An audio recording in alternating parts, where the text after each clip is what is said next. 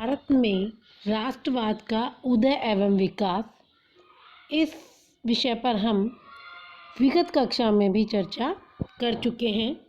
उसी को आगे बढ़ाते हुए भारत में राष्ट्रवाद का उदय और विकास के बहुत से कारण बताए गए थे। उनमें एक और कारण जो अंग्रेजी प्रशासन से जुड़ा हुआ है वह है यातायात एवं संचार के साधनों का विकास। रेलवे, मोटर और आवागमन के अन्य आधुनिक साधनों ने सामाजिक स्तर पर भारतीयों को एक सूत्र में बांधने में महत्वपूर्ण योगदान दिया। आवागमन के साधन अंग्रेजी साम्राज्य की सुरक्षा के माध्यम के लिए थे, किंतु भारतीयों को राजनीतिक आंदोलन के लिए संगठित करने का कार्य भी किया। तार, डाक आदि संचार के साधनों ने विचारों के आदान प्रदान एवं राजनीतिक आंदोलन के कार्यक्रम निश्चित करने में सहायता प्रदान की। तीसरा पॉइंट आता है पश्चिमी विचार और शिक्षा। 19वीं शताब्दी के दौरान आधुनिक पश्चिमी शिक्षा और विचारों के प्रसार के परिणाम स्वरूप बड़ी संख्या में भारतीयों ने एक आधुनिक तर्कसंगत, धर्मनिरपेक्ष, लोकतांत्रिक और राष्ट्रवादी राजनीतिक दृष्टिकोण को अपनाया। अंग्रेजी भाषा के प्रसार और उसकी लोकप्रियता ने विभिन्न भाषाई क्षेत्रों के राष्ट्रवादी नेताओं को एक दूसरों के साथ संवाद करने में मदद की। आधुनिक शिक्षा ने शिक्षित भारतीयों के बीच एक निश्चित एकरूपता और दृष्टिकोण और हितों के समुदाय का निर्माण किया। इस प्रकार अंग्रेज शिक्षित बुद्धिजीवियों ने नव उत्पन्न राजनीतिक अशांति के लिए नाभिक का गठन किया और यह समाज का वह हिस्सा था जिसने भारतीय राजनीतिक संघों को नेतृत्व प्रदान किया। चौथा पॉइंट आता है भारत के अतीत का पुनर्जन्म। यूरोपीय विद्वानों जैसे Max Muller, Monier William, Roth, Sassoon और आरजी भंडारकर, आर.एल. मिश्रा और बाद में स्वामी विवेकानंद जैसे विद्वानों द्वारा किए गए ऐतिहासिक शोध ने भारत के अतीत के गौरव और महानता को एक पूरी तरह से नवीन तस्वीर पेश की।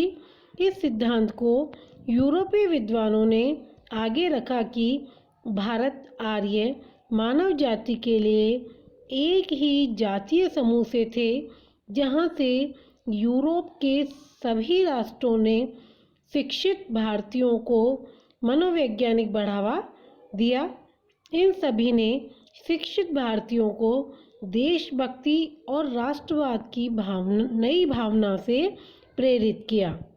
पांचवा, प्रेस और साहित्य की भूमिका। आधुनिक प्रेस के उद्भव के साथ अंग्रेजों द्वारा और वर्नाकुलर दोनों ही भाषाओं में 19वीं शताब्दी के उत्तरार्ध में भारतीय स्वामित्व वाली अंग्रेजी और वर्नाकुलर समाचार पत्रों की अद्भुत वृद्धि देखी गई।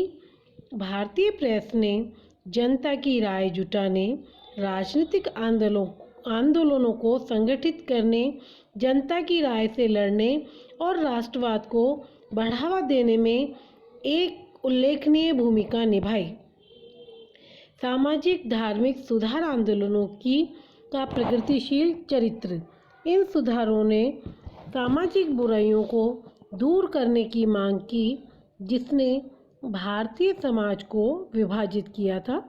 इस पर समाज के विभिन्न वर्गों को एक साथ लाने का प्रभाव था, क्योंकि कई सुधार आंदोलनों ने भारत की समृद्ध सांस्कृतिक विरासत से अपनी प्रेरणा प्राप्त की थी।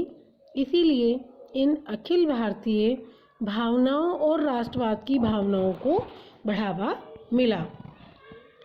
प्रतिक्रियावादी नीतियों और शासकों का जातीय सशक्तिकरण।